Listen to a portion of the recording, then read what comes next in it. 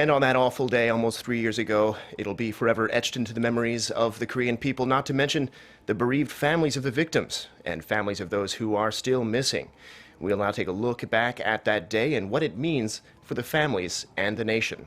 Jung-hee files this report from Jindo. April 16, 2014. It was an ordinary Wednesday morning until reports started emerging that a ferry carrying 476 passengers and crew was sinking off Korea's southwestern coast near Jindo Island. The ferry was en route to Korea's southern resort island of Jeju-do from Incheon, and most of the passengers, over 300 of them, were high school students on their way for a field trip. The ferry went down quickly, leaving just a tip visible for a number of hours before disappearing beneath the surface completely. Search and rescue operations continued for the next 7 months, but those efforts were called off in November of the same year as winter drew in. 304 people lost their lives in one of the worst disasters in Korea's recent history. Of the dead, 9 remain missing.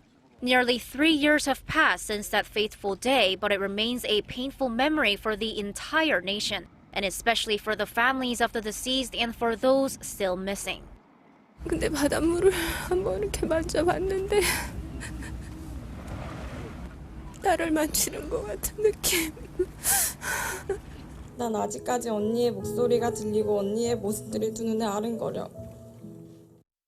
Korea's demand for the truth of what happened that day reignited with the massive candlelight vigils that started in October of last year. The public flowed into Seoul's Gwanghwamun Square with yellow balloons to commemorate the victims and to demand a clear explanation from the government. After announcing in 2015 that it would salvage the ferry, the government has carried out various operations to find out the best way to raise the vessel. But now the authorities are finally on the move. Just like in April 2014, there are families and citizens at Baekmukhang Harbor waiting for their loved ones, yearning to be reunited again. Jung-hee, Arirang News, Jindo.